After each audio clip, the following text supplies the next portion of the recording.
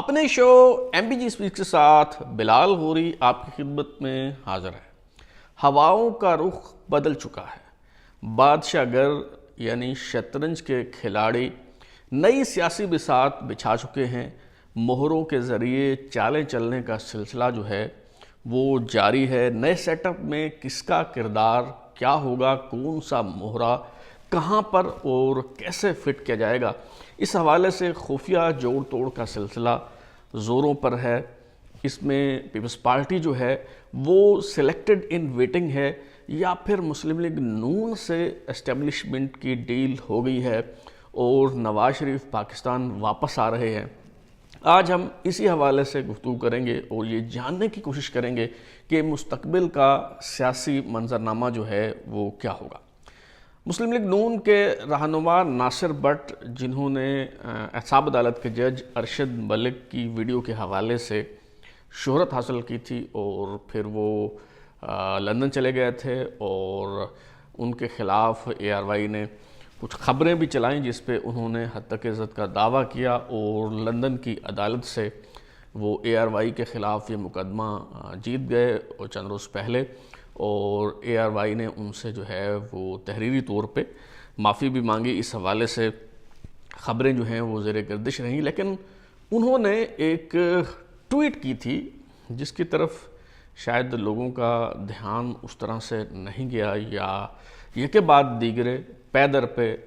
جو آنے والے موضوعات ہیں، جو بڑی بڑی خبریں ہیں، ان میں شاید یہ خبر جو ہے وہ دب کے رہ گئی۔ تو ناصر بٹ صاحب نے 27 اکتوبر 2021 کو،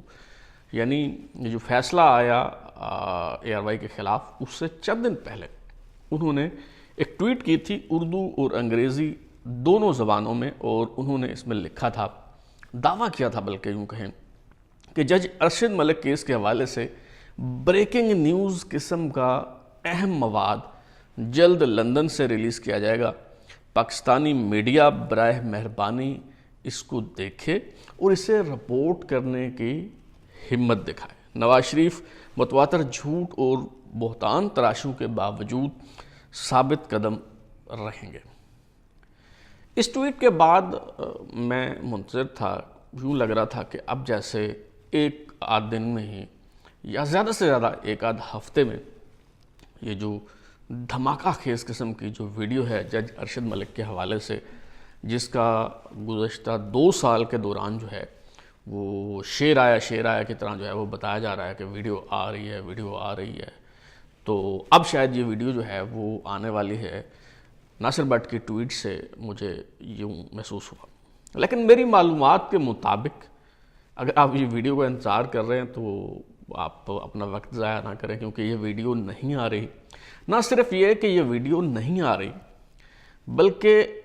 عین ممکن ہے کہ اس ویڈیو کو ریلیز کرنے کی ضرورت ہی نہ محسوس ہو، اور جس مقصد کے لیے یہ ویڈیو ریلیز کی جانی تھی وہ مقصد ویڈیو ریلیز کیے بغیر ہی جو ہے وہ حاصل کر لیا جائے۔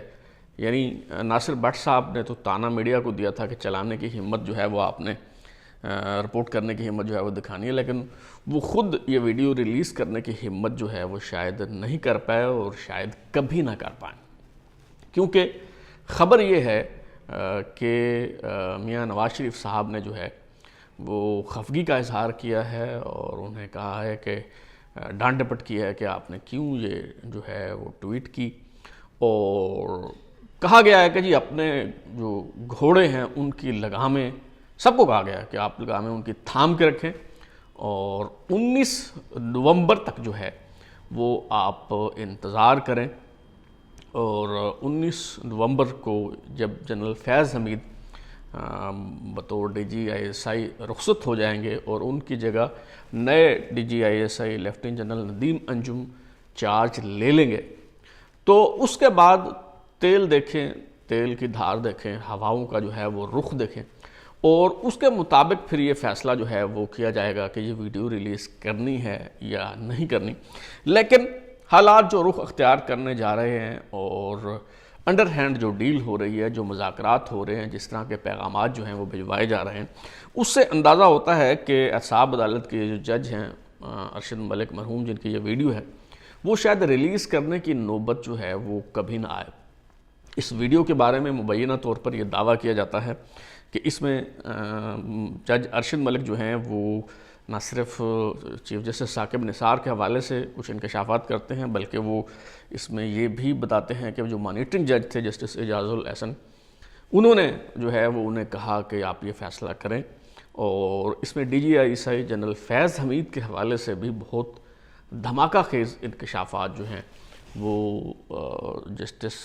جو جج ارشد ملک ہیں انہوں نے کیے ہیں۔ لیکن جیسے میں نے پہلے بتایا کہ اب اس بات کی توقع بہت کم ہے کہ یہ ویڈیو جو ہے وہ کبھی ریلیز کی جائے اور منظر عام پر جو ہے وہ آ سکے، کیونکہ یوں محسوس ہوتا ہے کہ ویڈیو کے بغیر ہی جو ہے وہ کام ہو جائے گا، بلکہ یوں کہیں کہ کام جو ہے وہ بن جائے گا، کیونکہ مسلم لیگ نواز کے ساتھ جو ہے وہ اسٹیبلشمنٹ نہ صرف رابطے میں ہے، بلکہ میری معلومات کے مطابق معاملات طے ہونے کے قریب ترین ہیں، اور جو اس کے لیے روڈ میپ یا لاہ عمل جو ہے وہ طے کیا گیا ہے، اس میں جو چند کانفیڈنس بلڈنگ میئرز ہیں وہ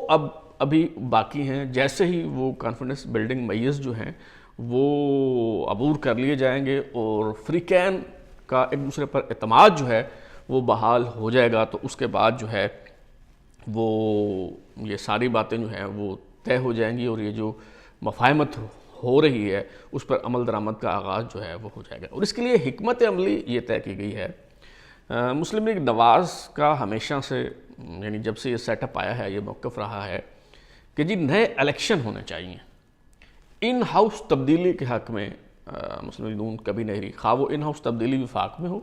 یا وہ ان ہاؤس تبدیلی جو ہے وہ پنجاب میں ہو، کیونکہ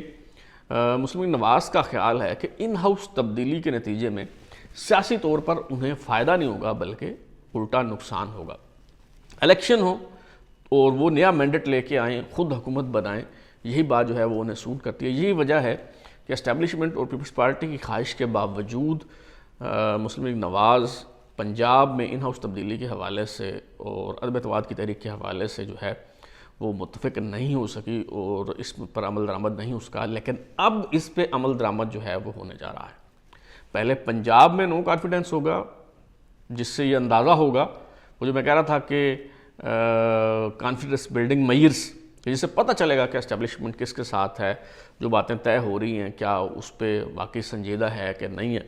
تو اس کے بعد جو ہے وفاق میں عدم اعتماد کی تحریک لائی جائے گی،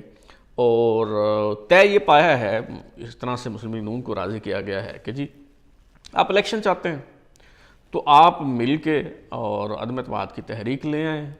اور ان ہاؤس تبدیلی کے ذریعے آپ اپنا وزیر اعظم لے آئیں، چاہے وہ پیپلز پارٹی سے ہو، چاہے وہ ANP سے ہو، چاہے JUI سے ہو، چاہے مسلم لیگ نواز سے ہو، تو وہ آتے ہی جو ہے وہ اسمبلیاں تحلیل کر دے، جو بھی ٹائم فریم اس کے لیے طے پائے، یعنی ایک ہفتے میں، 15 دن میں، یا میکسیمم ایک مہینے میں جو ہے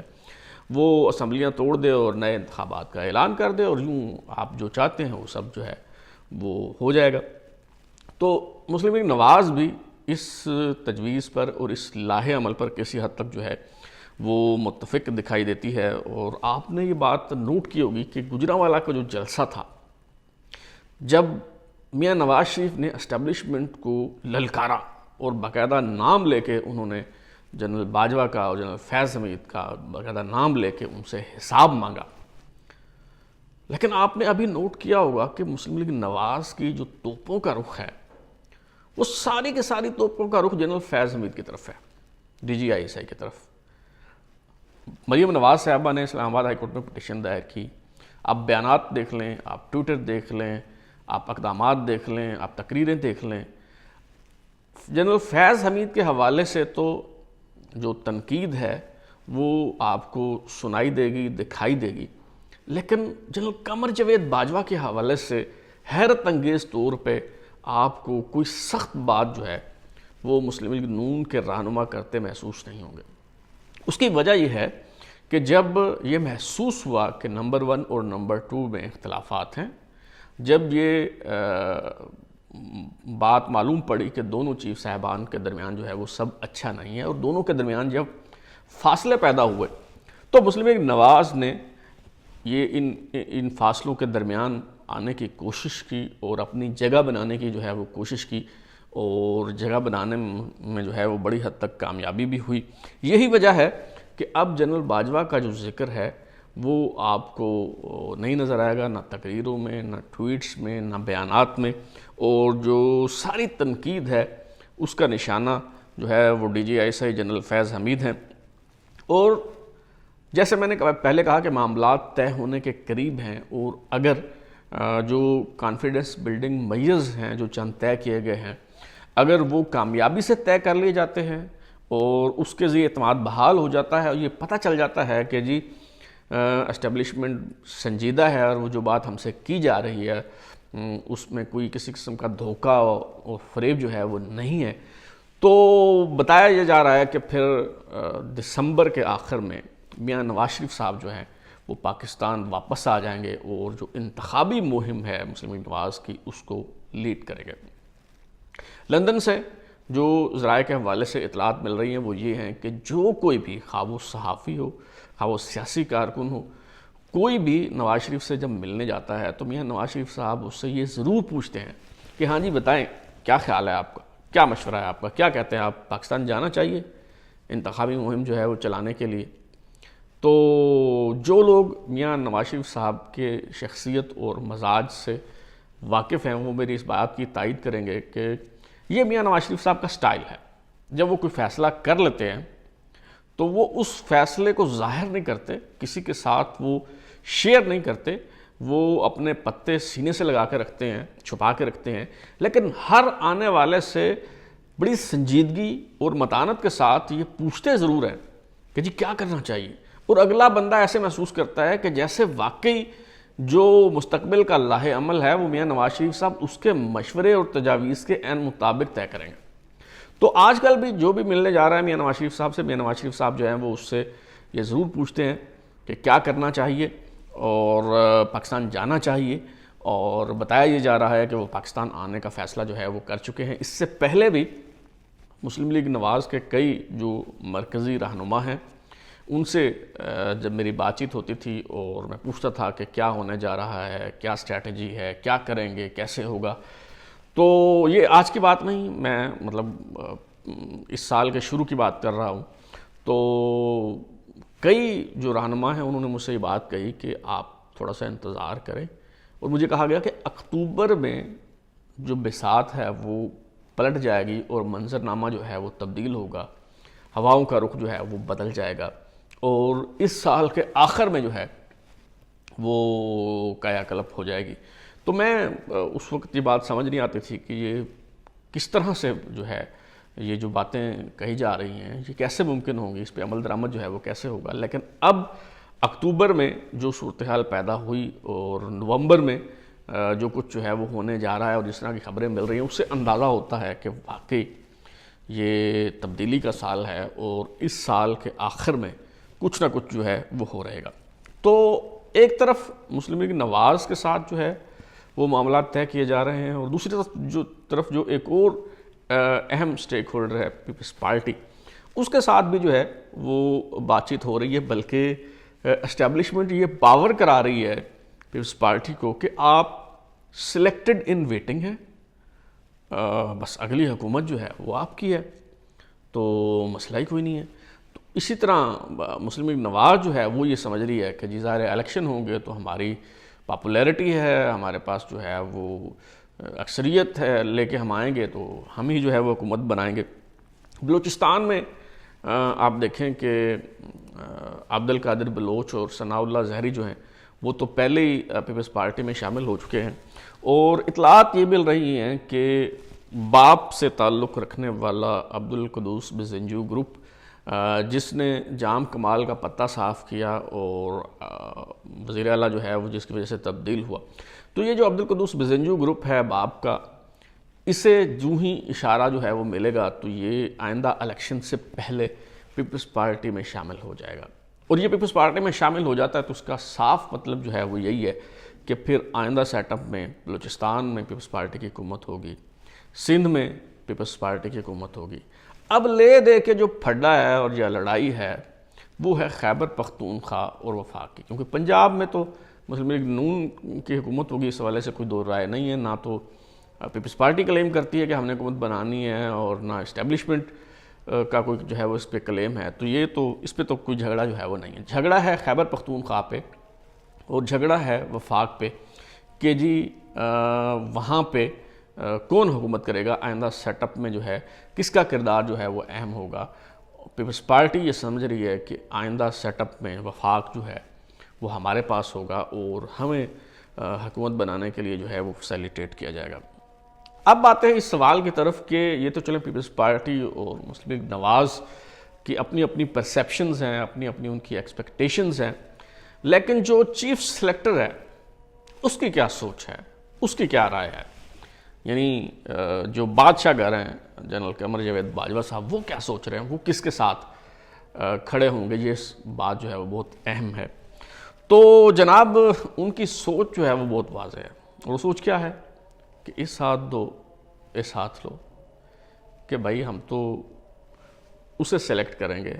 جو ہمیں سلیکٹ کرے گا. اور ہمیں سلیکٹ کرنے کا مطلب یہ ہے کہ ہمیں